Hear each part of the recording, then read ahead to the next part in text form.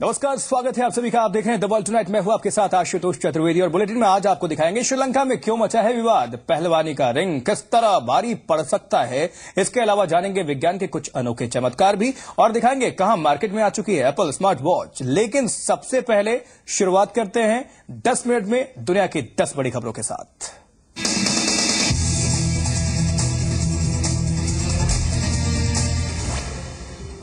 अफगानिस्तान के पूर्व विदेश मंत्री आर.डी. स्पांडा ने कहा है कि अफगानिस्तान में पाकिस्तान से सीधी घुसपैठ चल रही है। स्पांडा ने कहा कि पाकिस्तान हमारे लोगों के खिलाफ तालिबान को उकसाता है और व्यवस्थित लक्ष्य आधारित हमले करता है।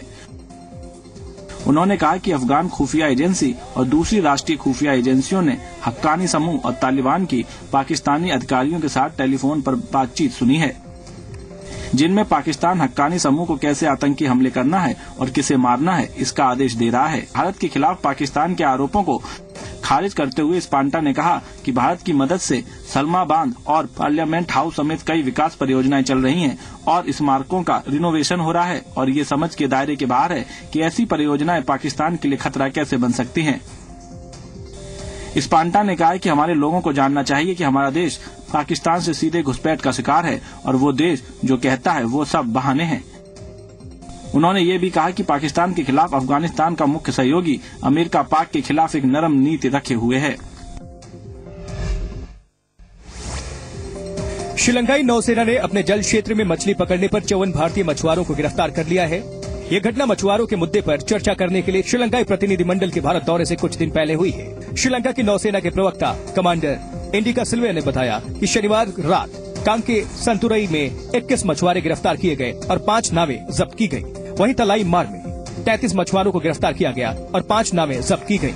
श्रीलंका ने हाल ही में प्रधानमंत्री नरेंद्र मोदी की यात्रा के मद्देनजर सद्भावना के तौर पर 86 भारतीय मछुआरों को रिहा किया था, लेकिन ताजा गिरफ्तारियां ऐसे वक्त में हुई हैं जब मछुआरों के मुद्दे समुद्री सीमा और एक दूसरे के जल क्षेत्र के उल्लंघन जैसे मुद्दों पर चर्चा करने के लिए इस हफ्ते श्रीलंकाई प्रतिनिधिमंडल भारत आ रहा है।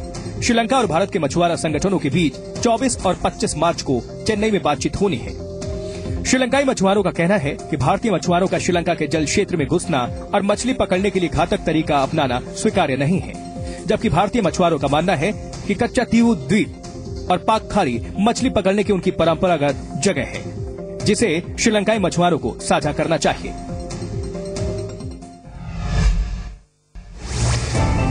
श्रीलंका के राष्ट्रपति मैत्रीपाला सिरिसेना राष्ट्रगान को तमिल में गाने की अनुमति देकर अपने लिए विवाद खड़ा कर लिया है। उनकी अपनी पार्टी श्रीलंकन फ्रीडम पार्टी ने ही इस कदम की आलोचना की है। पार्टी नेता शरद वीरशेखरा ने संसद में कहा है कि ये विश्वासघात है और महज 20 लाख तमिलों को खुश करने का फैसला है। नौसेना में वरिष्ठ कमांडर रह चुके वीरशेखरा ने कहा है कि भारत में 6.5 करोड़ तमिल होने के बाद भी राष्ट्रगान तमिल में नहीं गाया जाता। हमारे संविधान में साफ लिखा है कि राष्ट्रगान राजकीय भाषा में गाया जाए। वहीं पार्टी प्रवक्ता डिलान पेरेरा ने कहा है कि ये उनका निजी विचार है, न कि पार्टी का, और वो इस संवैधानिक प्रावधान में यकीन करते हैं कि राष्ट्रगान के तमिल संस्करण की इजाजत है। इसी नस्लवादी नजरिए से महिंदा राजपक्षे हार गए। हालांकि पूर्व भाषा मंत्री वासुदेवा नारायणकारा ने कहा है कि राष्ट्रगान के तमिल संस्करण की छूट देने में हर्ष नहीं है। राजपक्षे ने 5 साल पूर्व तमिल में राष्ट्रगान पर रोक लगा दी थी। अमेरिका के राष्ट्रपति बराक ओबामा ने इजराइल में चौथी बार पीएम बनने जा रहे बेंजामिन नेतन्याहू को लेकर आशंकाएं व्यक्त की है। कहा है कि अब इजराइल और फलस्तीन के बीच कोई रास्ता निकलना काफी मुश्किल हो गया है। हम उन्हें संकेत दे चुके हैं कि हम यही मानते रहेंगे कि दोनों देशों के बीच समाधान बस यही है। अगर वो इजराइल की लंबे वक्त तक सुरक्षा चाहते हैं, जेविश स्टेट और लोकतंत्र बने रहना चाहते हैं। बराक ओबामा ने हफिंगटन पोस्ट को दिए गए इंटरव्यू में ये बातें कही हैं। इससे पहले भी बेंजामिन को फोन करके भी ओबामा ने कहा था कि उन्हें अमेरिका और इजराइल के रिश्तों और मध्य पूर्व की नीतियों के बारे में पुनर्विचार करना चाहिए। हम आपको बता दें कि इस बार चुनाव में नेतन्याहू की जीत खटाई में नजर आ रही थी, लेकिन उनके फलस्तीन पर दिए गए बयान ने उन्हें राष्ट्रपति बना दिया, जिसमें उन्होंने कहा था कि वो फलस्तीन को राष्ट्र नहीं बनने देंगे।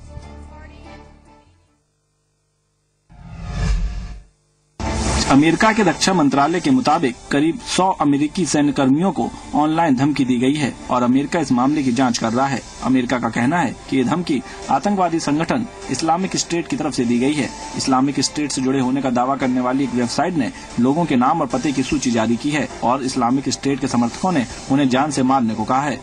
पेंटागन के एक अधिकारी ने कहा है कि वे अभी इस संदेश की सच्चाई की पुष्टि नहीं कर सकते, लेकिन इसकी जांच की जा रही है।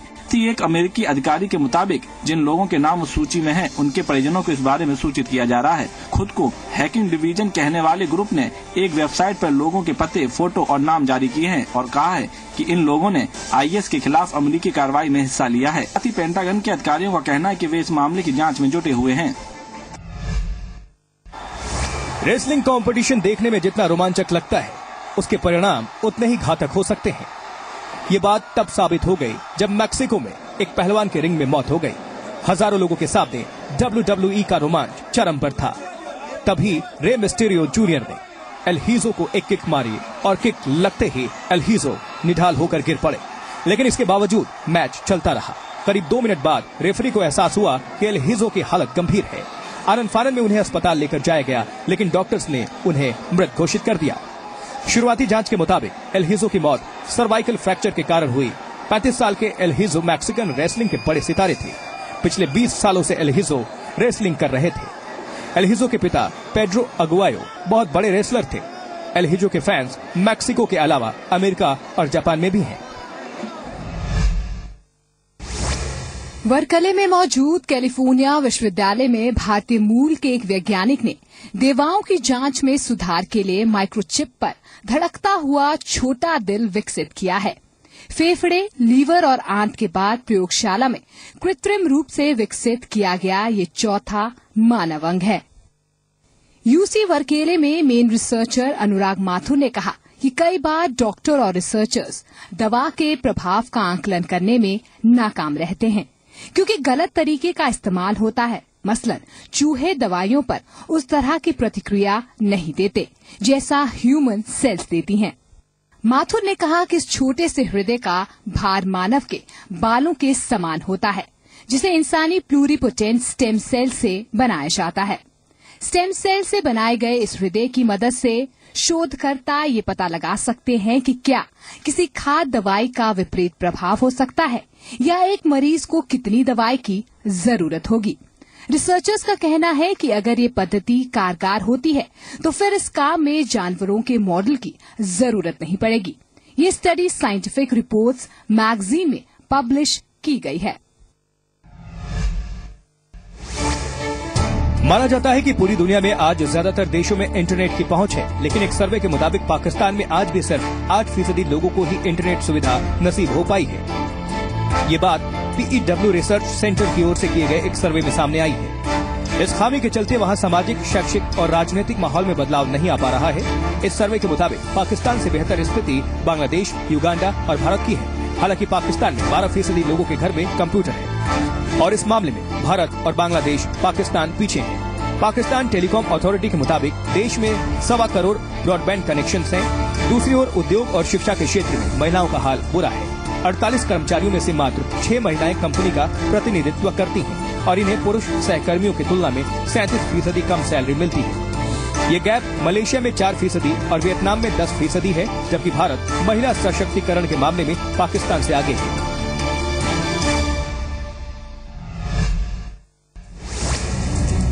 पाकिस्तान के लिए ब्रिटेन की एक अदालत ने जबरदस्त झटका दिया है।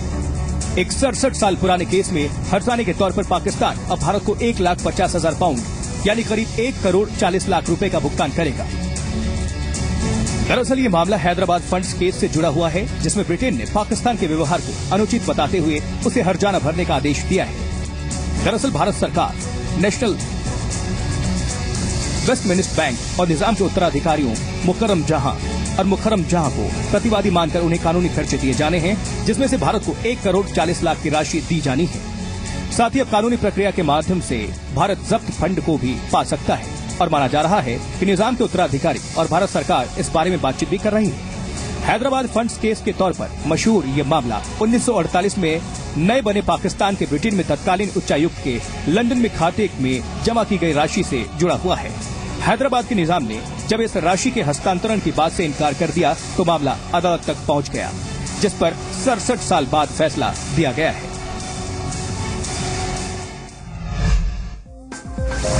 अमेरिका की फर्स्ट लेडी और राष्ट्रपति बराक ओबामा की पत्नी मिशेल के जीवन पर लिखी गई किताब मिशेल ओबामा द लाइफ में उनके एक पुराने दोस्त ने एक खुलासा किया है। मिशेल ओबामा की इस बायोग्राफी के मुताबिक मिशेल ओबामा ने बेहद कम उम्र में ही समझ लिया था कि पैसे के लिए नौकरी करना उनका मकसद नहीं है। वे कुछ अलग करना चाहती थी, इसलिए उन्होंने करीब 80 लाख रुपए की सालाना पैकेज वाली कानूनी कंपनी सिडले की नौकरी छोड़कर समाज सेवा करने का फैसला किया, जबकि उस वक्त उन पर काफी एजुकेशनल लोन बकाया था। बायोग्राफी के लेखक पीटर स्लेवन की ये किताब 7 अप्रैल को रिलीज होगी। इसमें मिशेल की जिंदगी के बारे में कई रोचक खुलासे किए गए हैं, जिसे लॉ स्कूल में पढ़ाई के दौरान उन्होंने अमेरिका के जाने माने गायक पट्टी लाबेले के बेटे स्टेनले स्टॉकर एडवर्ड के साथ डेटिंग की थी, जबकि शिकागो की सिडले में नौकरी के दौरान उन्होंने बियर और खिलौनों की मार्केटिंग का भी काम किया। 10 साल की उम्र में मिशेल काफी अनाप शनाप बातें कहा करती थी और इसी वजह से उन्हें कैंप के दौरान द बेस्ट चाइल्ड का अवार्ड नहीं मिला था। हालांकि मिशेल का कहना है कि ये सब उन्हें कूल होने का एहसास कराता था।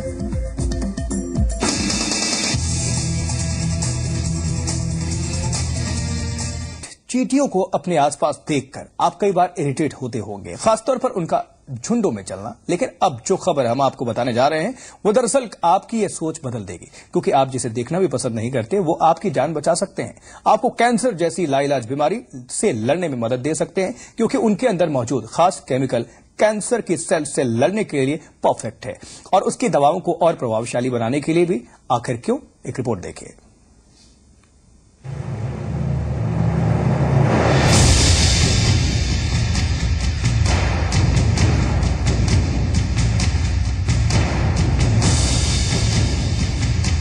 वो लाइलाज बीमारी जो चुपके चुपके आपके शरीर पर कब्जा करती है और फिर अच्छा भला इंसान भी दिन पर दिन मौत की ओर बढ़ने लगता है। इस बीमारी से लोगों को निजात दिलाने के लिए वैज्ञानिक और रिसर्चर लगातार शोध में जुटे रहते हैं। एक ताजा स्टडी में कैंसर पर काबू पाने से जुड़ा बेहद रोचक तथ्य सामने आया है। वो तथ्य ये है कि कैंसर से पार पाने में चींटियां मदद दे सकती हैं। इस अध्ययन के मुताबिक चींटियों में पाया जाने वाला एक खास रसायन कैंसर की दवाओं का प्रभाव 50 गुना तक ज्यादा बढ़ा सकता है।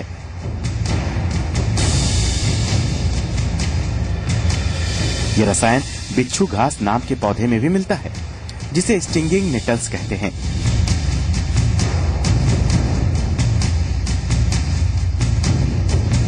रिसर्च जर्नल नेचर कम्युनिकेशंस के ताजा अंक में छपी एक स्टडी में कहा गया कि चींटियों या बिच्छू घास में पाए जाने वाले इस रसायन से कैंसर के इलाज में मदद मिल सकती है।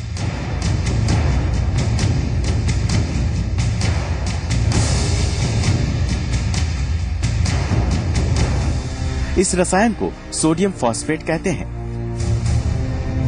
और इसको कैंसर के खास उपचार में शामिल करने से दवाओं में कैंसर ग्रस्त कोशिकाओं को खत्म करने की क्षमता कई गुना बढ़ जाती है।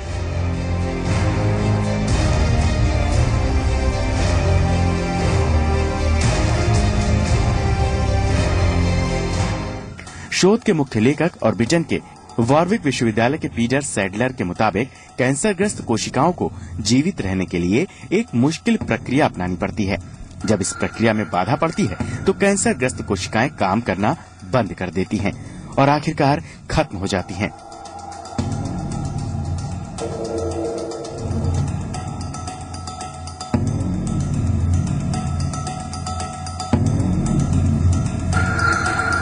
गर्भाशय में हुए कैंसर से ग्रस्त कोशिकाओं पर लेबोरेटरी में किए गए टेस्ट के दौरान जब कैंसर के उपचार में इस्तेमाल होने वाली खास दवा JS07 का इस्तेमाल सोडियम फॉस्फेट के साथ किया गया तो इस दवा का प्रभाव 50 गुना तक ज्यादा बढ़ गया।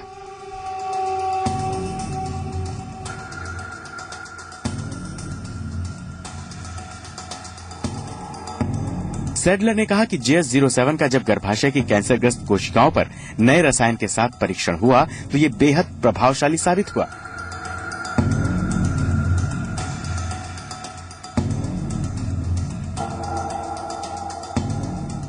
अगर इस तरह का प्रयोग सफल रहा तो कैंसर के इलाज की दुनिया में ये काफी फायदेमंद होगा।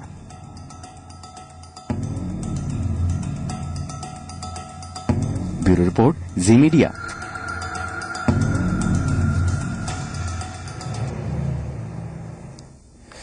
और चीन दुनिया की सबसे तेजी से बढ़ने वाली अर्थव्यवस्थाओं में से एक है और इसकी इकोनॉमिक ग्रोथ एक वजह उसका मैन्युफैक्चरिंग हब होना भी है। तभी तो कहा जाता है कि कोई भी चीज मार्केट में आई नहीं कि चीन उसका डुप्लीकेट तैयार ही कर देता है। एक बार फिर से चीन ने ऐसा ही कुछ किया है। जी हां, एप्पल की जिस स्मार्ट वॉच का इंतजार गैजेट प्रेमी अभी कर ही रहे हैं कि उस स्मार्ट वॉच का कॉपी वर्जन चीन की ऑनलाइन साइट्स पर धड़ल्ले से बिक रही है और आ भी गया है। और आश्चर्य की बात नहीं होगी कि अगर ये उसके चाइनीज एप्पल, आईफोन, शाओमी की तरह लोगों को जल्दी पसंद भी आ जाए।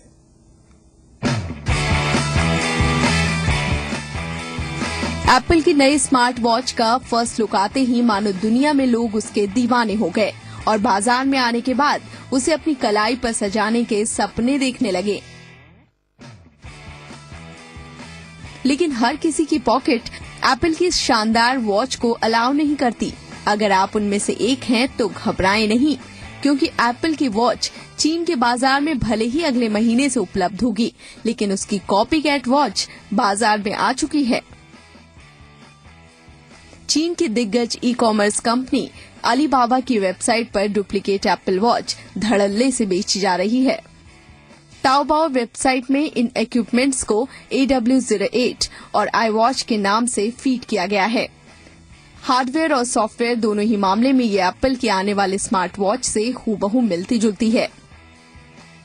हालांकि वेबसाइट पर दी गई जानकारी के मुताबिक ये एप्पल के वॉच ऑपरेटिंग सिस्टम के बजाय गूगल के एंड्रॉयड प्लेटफॉर्म पर चलती है।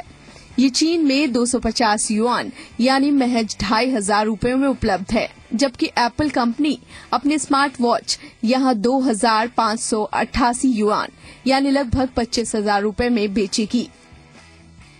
ईबे और अमेजॉन की तरह Taobao third party seller website है और इसके वेंडर इस बात को समझाने के लिए कड़ी मशक्कत कर रहे हैं कि ये असली एप्पल स्मार्ट वॉच नहीं है।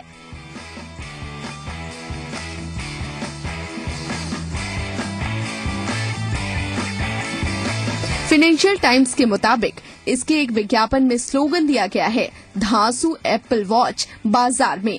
ताओबाओ के मालिक का कहना है कि भ्रम फैलाने वाले विज्ञापन को हटाया नहीं गया है। न्यूज वेबसाइट माशिबल के एक रिपोर्टर ने लास वेगास के कंज्यूमर इलेक्ट्रॉनिक शो के दौरान एक स्मार्ट वॉच को देखा, तब जाकर इसकी नकल का पहली बार पता चल सका। विशेषज्ञों का मानना है कि जो लोग इस तरह के प्रोडक्ट खरीदते हैं उन्हें पता होता है कि ये डुप्लीकेट हैं। लेकिन फिर भी इंटेलेक्चुअल प्रॉपर्टी केसेस के जानकारों के मुताबिक अमेरिकी कंपनी अपने गैजेट्स की नकल करने वाले प्रोडक्ट्स को बाजार से हटवा सकती है, लेकिन ये काफी एक्सपेंसिव प्रोसेस है। और पहले भी चीन एप्पल आईफोन से मिलता जुलता फोन शाओमी मार्केट में उतार चुका है और उसे जबरदस्त कामयाबी भी मिली है। ऐसे में वॉच का डुप्लीकेट आइटम तैयार करना चीन के लिए कोई नई बात नहीं है। प्रतीति पांडे के साथ ब्यूरो रिपोर्ट, जी मीडिया। और अब आपको दिखाते हैं अमेरिका के मिस्टर प्रेसिडेंट का अलहदा अंदाज। वैसे तो बराक ओबामा अपने परफेक्ट अंदाज के लिए जाने जाते हैं, मसलन वो जितने अच्छे पॉलिटिशियन हैं उतने ही अच्छे पिता और पति भी, लेकिन लोगों के बीच अचानक पहुंचना उन्हें काफी रास आता है। आप तस्वीरों में देख रहे हैं मैरीलैंड के मार्च मैडनेस कॉलेज बास्केटबॉल टूर्नामेंट की, जहां प्रेसिडेंट ओबामा खुद टीम्स को चेयर करने के लिए पहुंच गए।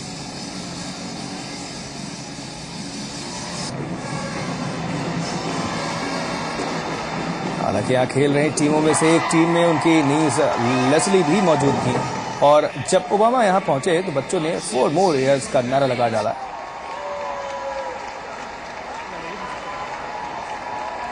तो जिस प्रिंसटन कॉलेज की विमेंस टीम को ओबामा चेयर कर रहे थे, उनकी पत्नी मिशेल इसी कॉलेज से ग्रेजुएशन कर चुकी हैं और अब उनके हस्बैंड यानी मिस्टर प्रेसिडेंट उसी कॉलेज को बेहद कैजुअल अंदाज में ऑडियंस में बैठे चेयर करते नजर आए। हालांकि मिशेल उनके साथ यहां नहीं थी, लेकिन प्रिंसटन कॉलेज ने मैच जीत लिया।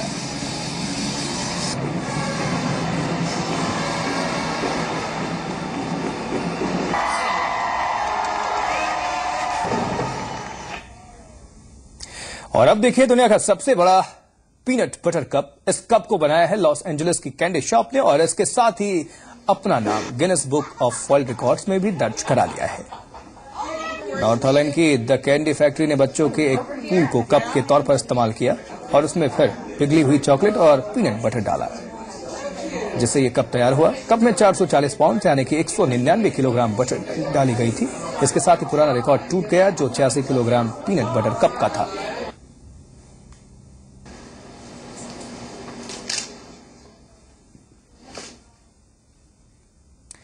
और वर्ल्ड टुनाइट में आज के लिए इतना ही। नमस्कार।